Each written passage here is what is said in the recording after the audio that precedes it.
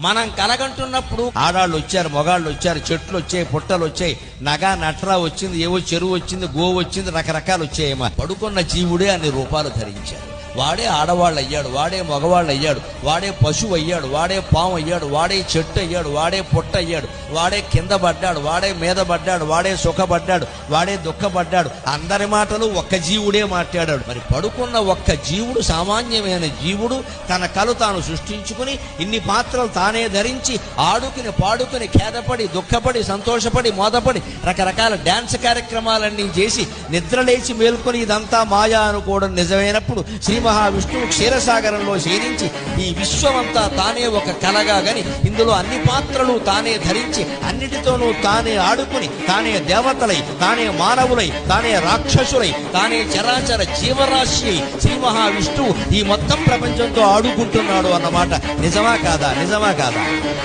పక్కా నిజం.